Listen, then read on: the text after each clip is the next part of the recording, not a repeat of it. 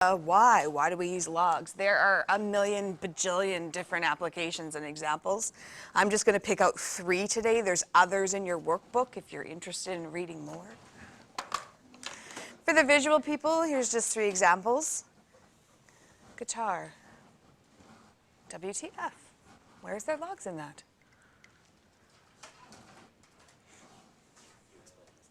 I know, but I'm waiting for everybody else. So where do you see logs in there?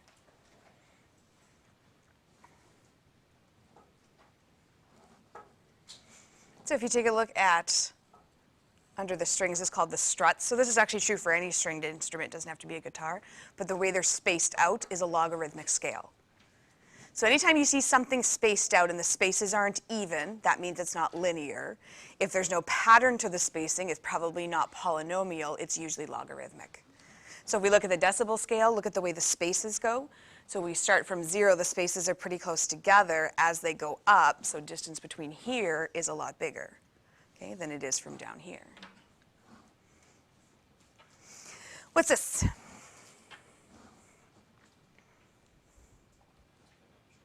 Yes. So we know it's got that upward swoopy. What is it referring to? It's not decibels. Good job, though. It is the Richter scale. What does Richter scale measure? Earthquakes.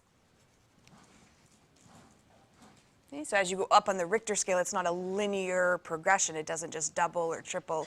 It exponentially grows. So 3 examples we're going to look at. We're going to dabble in finance for a second, because who doesn't love money? We're going to talk about compound interest.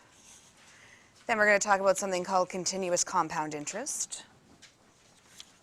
And then we're going to go to chemistry and talk about decay. And again, I don't love money. I believe that the love of money is the root of all evil. Are living without it. Yeah. No, there's a math formula. I just can't remember what it starts with, but it shows that girls are evil in the end. But I'll have to dig it out. It starts with something. It ends up girls equal evil. Yep, I've seen that. Compound interest. This is the type of interest you receive when you put money into a bank account. So who has a bank account?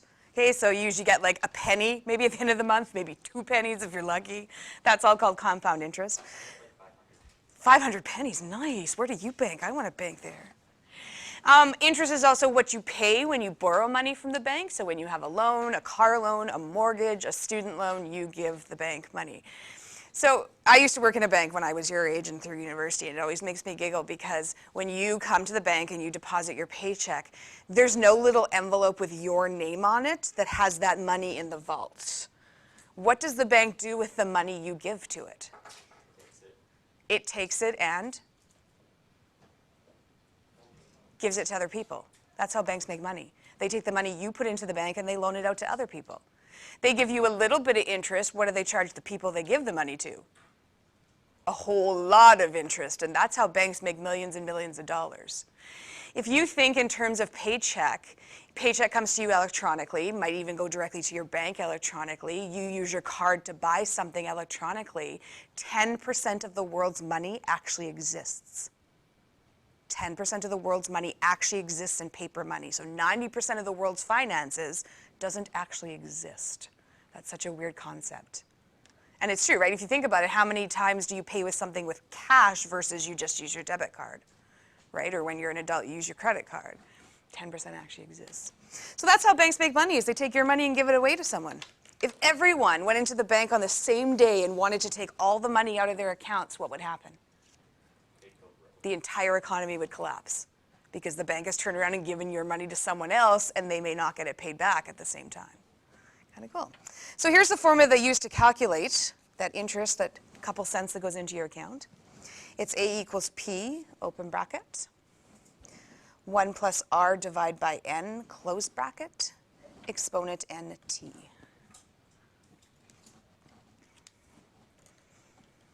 A equals P times 1 plus R divided by N to the exponent NT. You should already begin to see what this has to do with logs. What do you see in the exponent? 2 variables. That's why this is eventually going to have to do with logs. A is called the accumulated amount.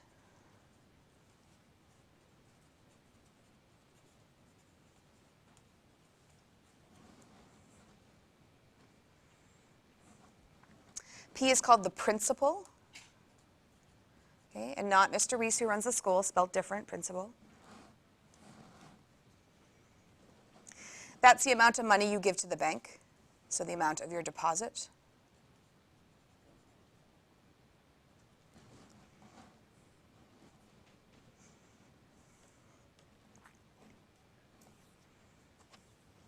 R stands for interest rate.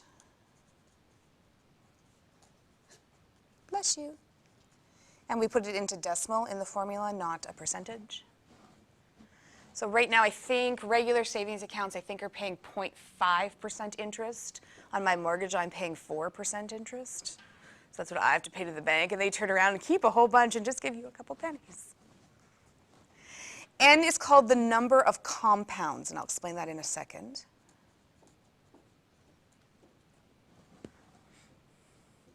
The number of compounds. And that's how often you receive interest.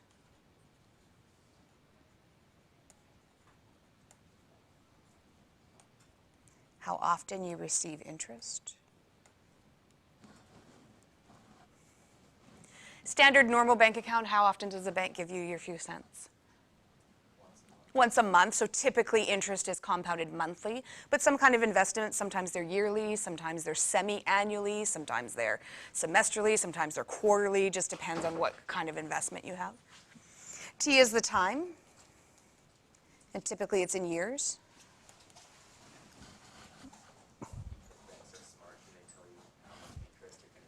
So it sounds so lovely. Oh, 7% per year, per month, that's not very much.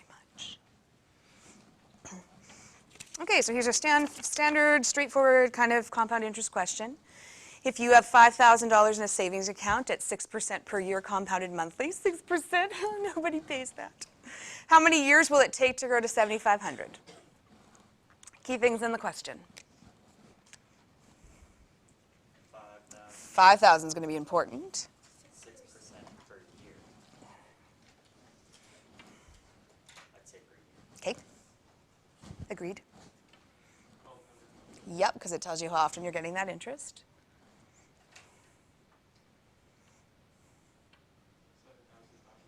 Yep.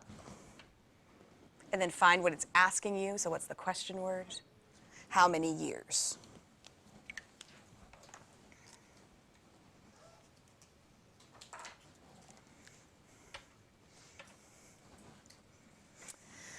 Again, we've done word problems lots. I like doing that little list on the side. If that's not your thing, then just ignore me for the next minute.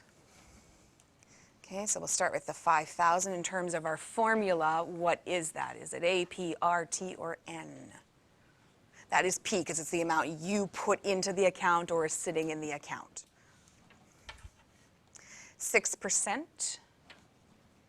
So only one of the things is a rate. Has to be R. And we're going to put it into decimal right away because that's the way it goes into the formula. 6% is. Perfect. Monthly. So that's N because it's the amount of times you receive interest. And what does monthly mean in terms of a number? So how many times per year? 12. Okay, so number of compounds is per year, and because it's monthly, you receive 12 times a year. 7,500. That has to be A, so that's the amount you want at the end, or the accumulated amount, or the final amount. What are we looking for? Yeah, how many years? That has to be a time. Okay, formula is A equals P, open bracket, 1 plus R divided by N, to the NT.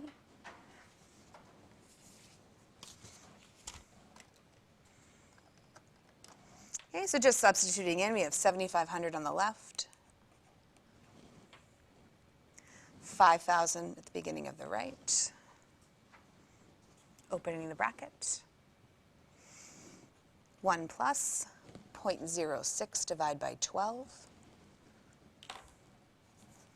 And the two N formulas, or the two N's in the formula, are the same. So whatever you put inside the brackets on the bottom of the fraction is the same number you're going to put in the exponent. So we're going to repeat the 12. And T is what I don't know. Why is this going to use logs? Because your variable's in the exponent. So before we jump to the logs, we can simplify this up a bit. Let's take a look at all that stuff in the bracket. So put that into your calc, get me one single number.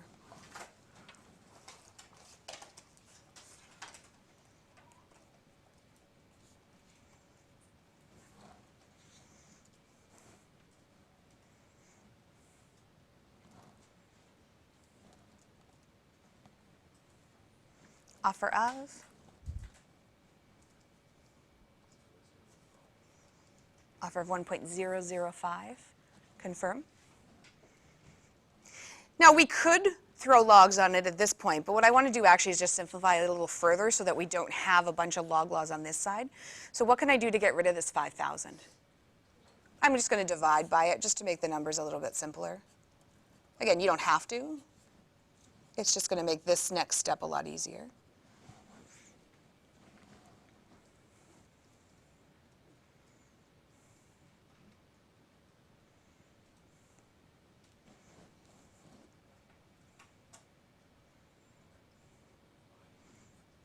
Offer of 1.5, confirm. Okay, exponential or logarithmic, and how do you know? Exponential, how do you know? Variable in the exponent. So if you still need your little summary sheet, your little foldable, that's okay. Get the steps out, look at what we're doing. Okay, step 1 of an exponential formula.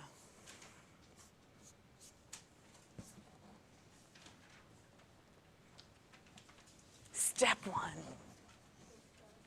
Take the log of each side.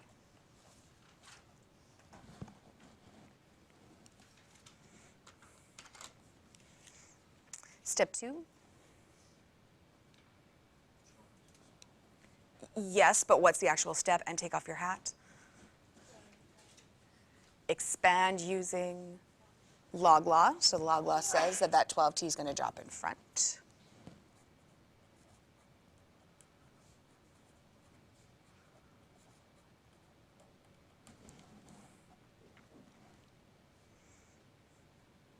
Step 3.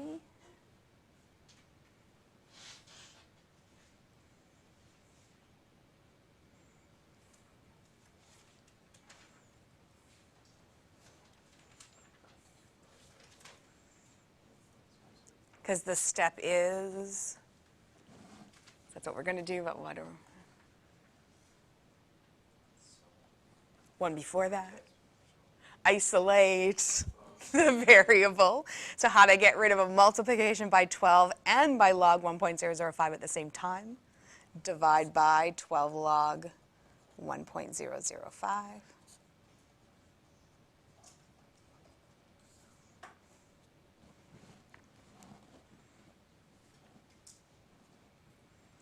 The last step, calculator. So throw it into your calc.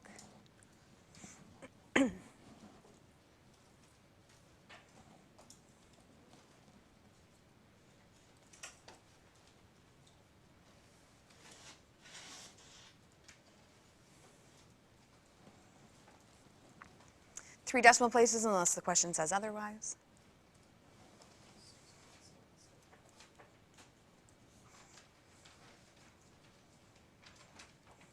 Three decimal places unless the question says otherwise. 6? Nope. Units? Years. So in terms of the math involved, the applications are usually simpler than solving some of the regular equations. It's just figuring out what am I putting where, what am I trying to find. Okay, example 2 we're going to make up together. You want to buy a car.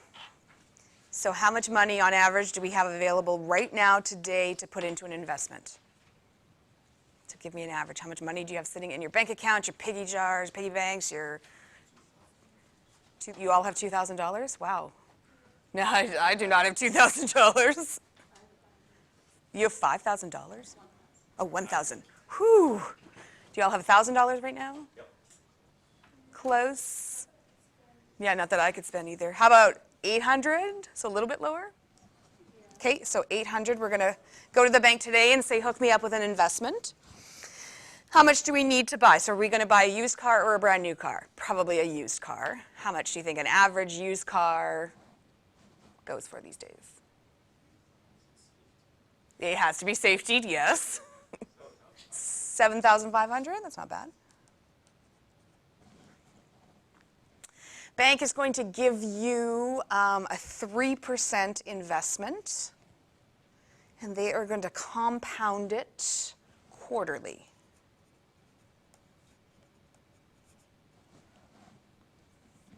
And what do we want to find out? How long it's going to take us to save up for this car. So how long?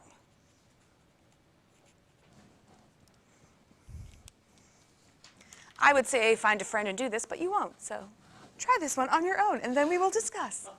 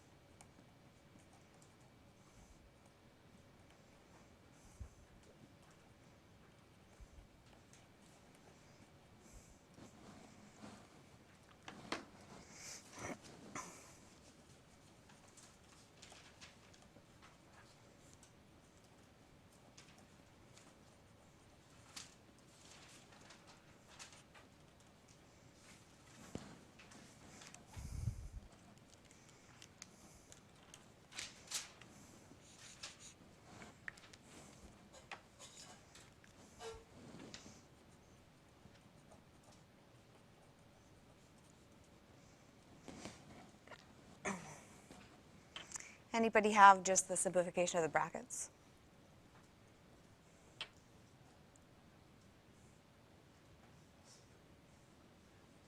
Kelsey? Anybody have just the brackets? But I just want the brackets right now. Like just what's inside the brackets. 1.0075. Confirmation? Confirmed. Okay, then divide by the 800. Can't see what you're doing right now. Oh, well, that would matter. Here we go. Divide by the 800. 9.375.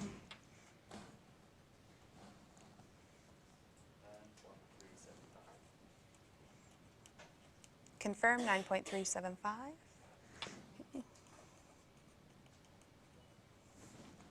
Okay, logs to each side.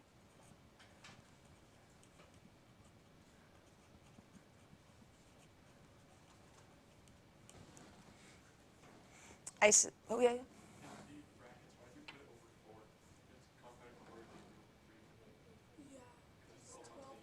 You're totally right. No, quarterly is every 3 months. Quarterly is 4 times a year. So how many quarters in a dollar? 4. So quarterly is 4. No, quarterly is every 3rd month. Trimestrally is every 3 months. So it's number of compounds per year. There's 4 quarters in a dollar, 4 quarterly compounds.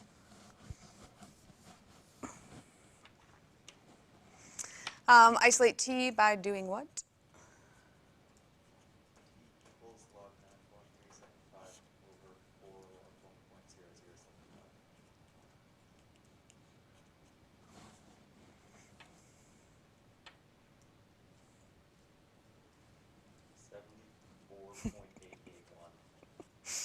74.881. And I loved watching you guys get the answer. Confusion. Try it again. Confusion. Yeah, that's how much it sucks to be an adult. That's how long it would take to save for the car if all you had was $800.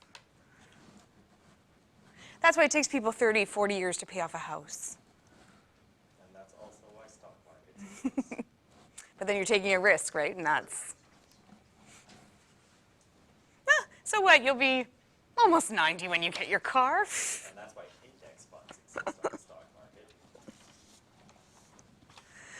Let's go on to the second one.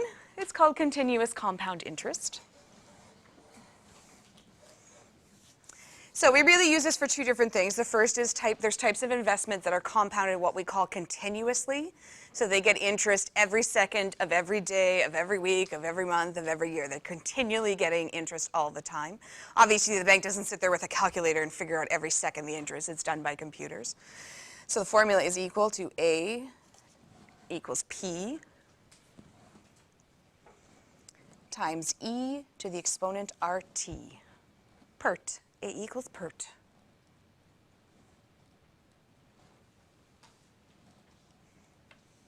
A, no surprise. What does A mean?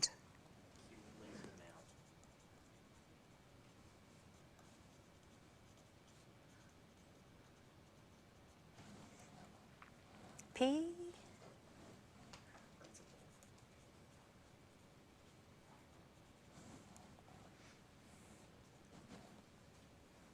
Interest rate. Sorry for the interruption. If we can please now have the final girls group to please vote for All week. This is it. the girls group with the letter S starting with Samar through to Z. If you could please make your way through to D2, please. And the boys group, grade 10, with the last name Schrader, Brendan Schrader, to Z. If you could please make your way to room 2D6. So girls to D2, boys to D6. Thank you. E.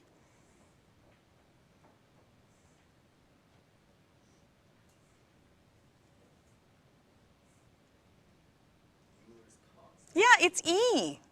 E's a number, and that's why we don't use E for any other variable.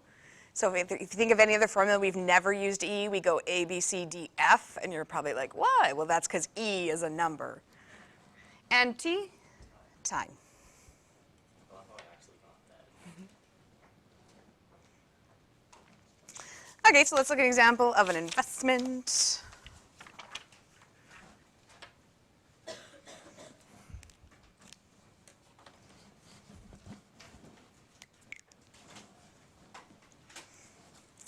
Key stuff.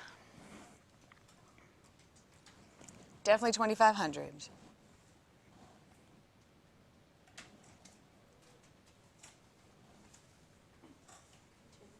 That's definitely important.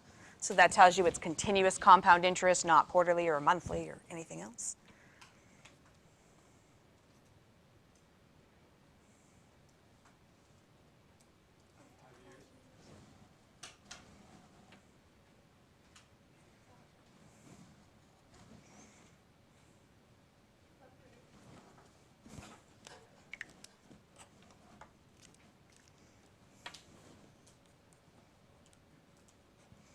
Okay, so which letter is our 2,500? It's either going to be A or P.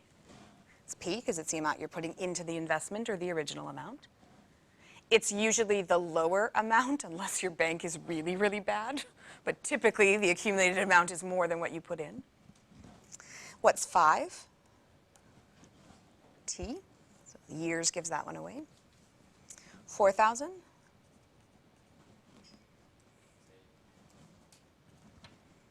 What are we looking for?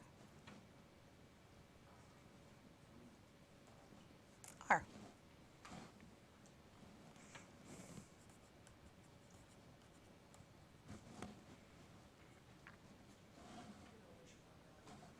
So because this says continuously, that's the new formula.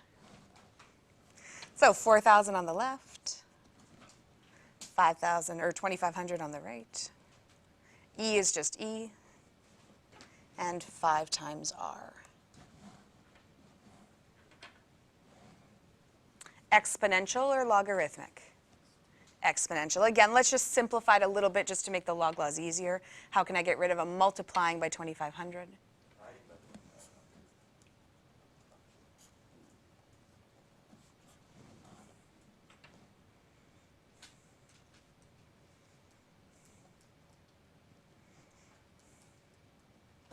Plus 2.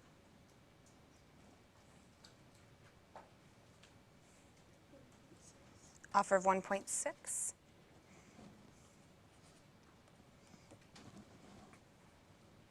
Okay, next step. Why do we want to natural log it?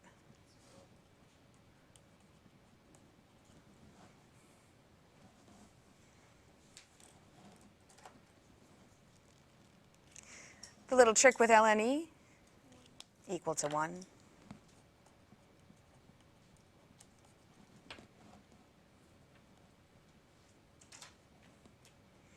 How do I isolate R?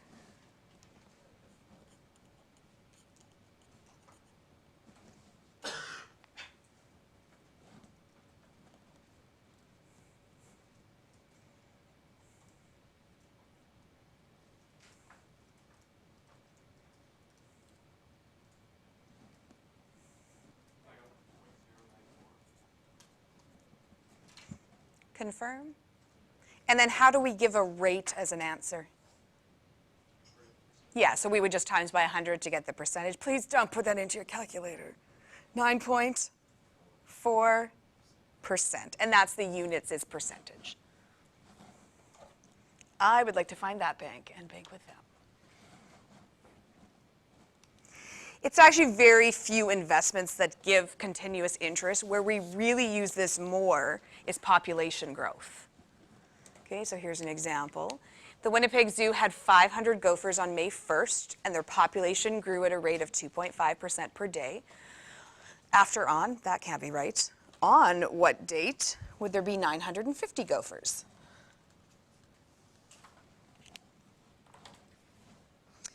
Why would this formula that just had to do with money have anything to do with population? Because it's exponential, and when are babies born? Anytime they want to be. It's not like once a month we all have the babies, or once a year. They can come anytime, any day, any second. And I don't know what the stat is now, but apparently there's like a bajillion babies born every second in the world. Maybe not a bajillion, but a lot. So keywords, what do we need to know? 500. May 1st is probably going to be important.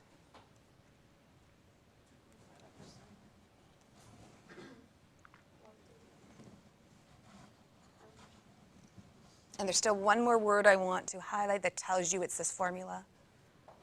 Population.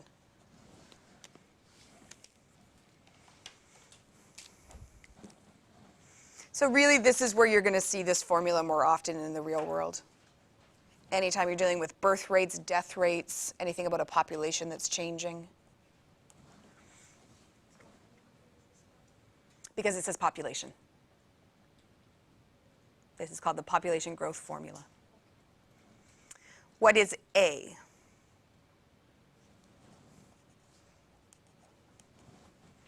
P.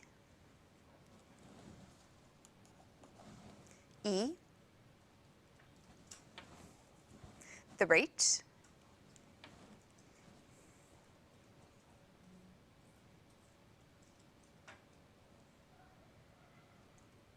The rate.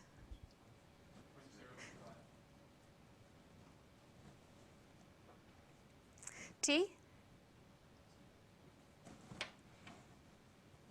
Okay, so very similar to the last two examples once you get everything in.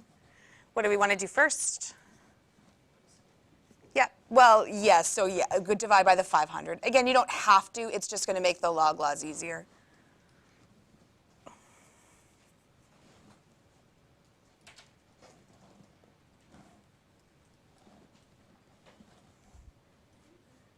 Point 9? 1.9? Confirm?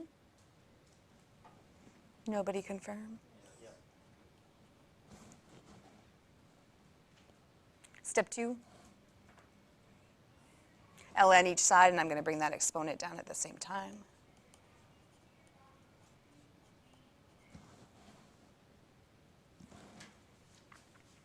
ln E. How do we isolate T?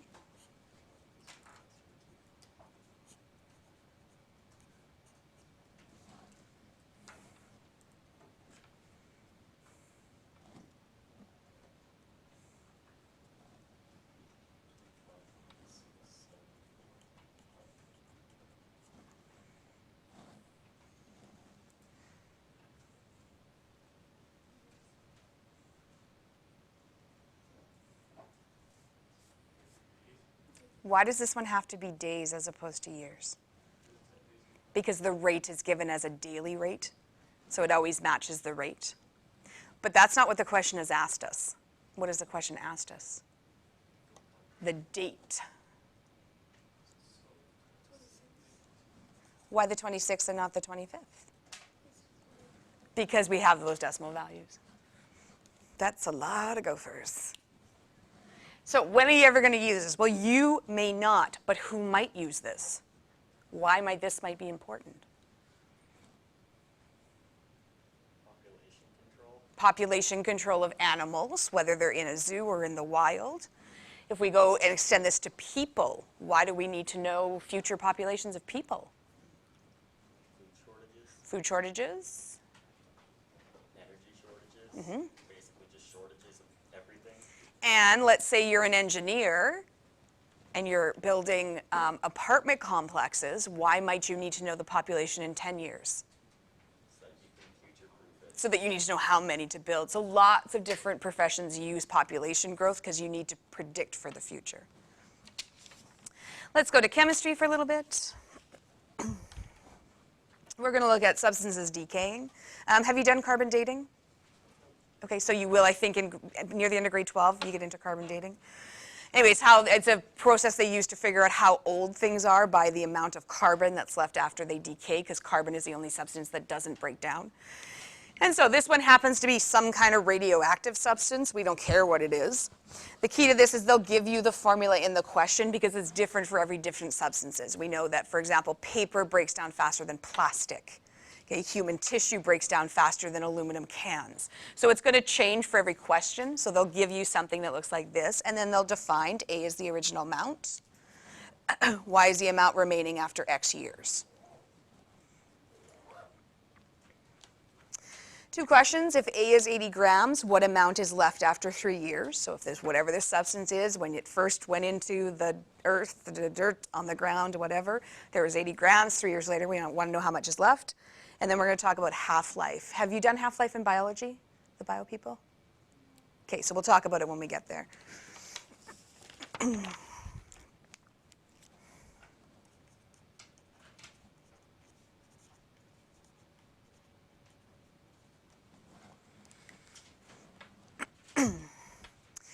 they tell you A is 80 grams, so that's an easy one to sub in. Where is the 3 years going to go? Is that the Y or is that the X? How do we know it's the X? Because it says X years in the question, and they tell you Y is an amount, not a year. So we know that that's going into X, and we want to solve for Y. Exponential or logarithmic?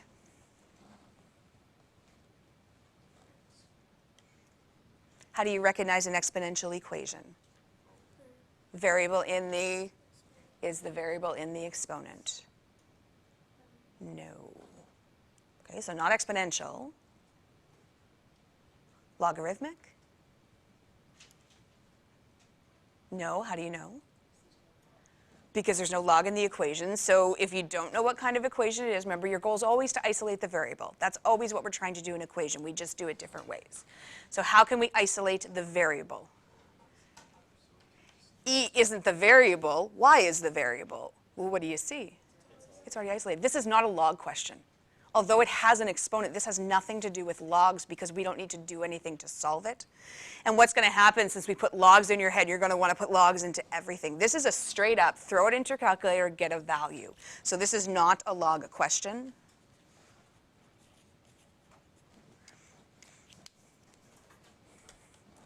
This is just plug all that into your calc, get a number, and then put some units on it.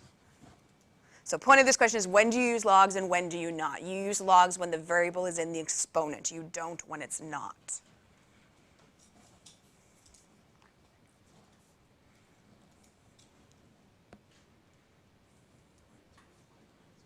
Sorry, just a little bit louder. And the units would be grams.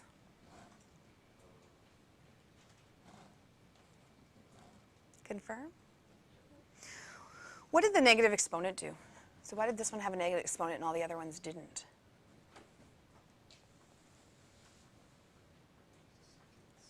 It makes it get smaller. And if something's decaying, does that make sense? It has to get less. That's why you'll always have a negative exponent in these kinds of questions. You don't want a negative exponent in an interest investment question because you don't want your investment to be less at the end. If it is, you have issues. Okay, B is asking what's the half-life of the substance. It's a biology term. It also comes up in chemistry from time to time. Half-life is the amount of time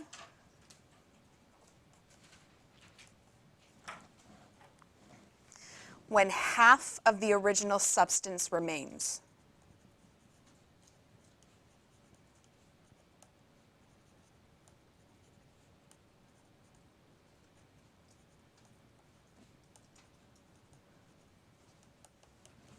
The amount of time when half the original substance remains.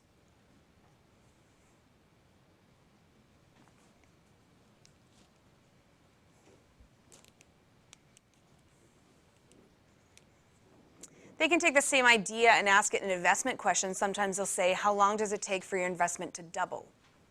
How long does it take your investment to triple? How long does it take your investment to reach 10 times the original amount? Okay, so we only have the formula in the question. We can't assume A is 80 because that was in part A, and we can't assume it applies to part B. What do we do if we've got a whole bunch of variables in here? So if you're finding half-life, what variable are you trying to isolate? Which one are you trying to solve for? It has to be the X because we know that that's the number of years and half-life is a time. So what it tells us is there has to be hidden values for the other two variables. And when you're in exam panic and your brain is doing crazy things, you're going to get to a question like this and you're going to call me over and you're going to say, we don't have enough information. And you do. It's just hidden in the question. If we were looking for half the original substance, does it really matter how much there originally was? We could say the original amount was 100. That would mean half would be 50. And if you divide 50 by 100, what do you get? A half, which makes sense. We could say the original amount was 60, which means the half-life would be 30. And if you divide 30 by 60, what do you get? A half. We could say the original amount was 1,000,000 grams, which means the half-life is 500,000, and if we divide those, what do we get? Half. So when you get to a question like this, whether it's investment or this, and you think there's not enough information, there is. It's just hidden in the question. What it means is you can put whatever you want for A, so you choose. It just means that what you put for Y has to be what? Half as much.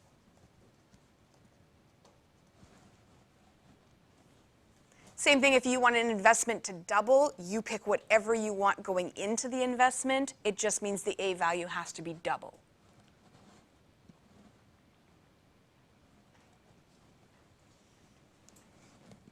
So the most common number to pick for A is 1, because it's the easiest number to deal with mathematically.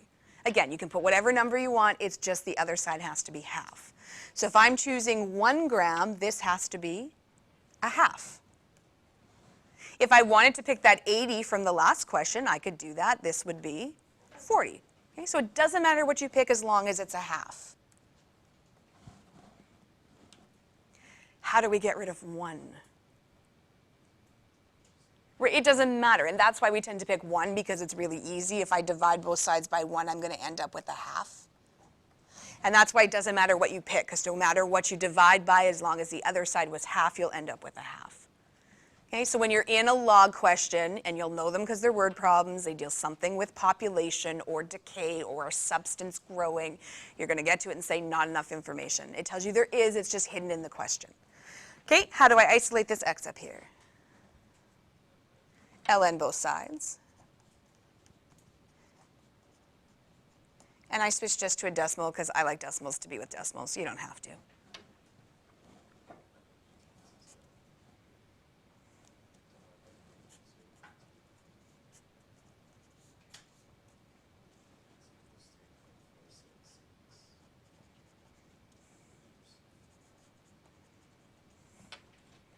How do we know this one is years and we had days way back with the goat, for example?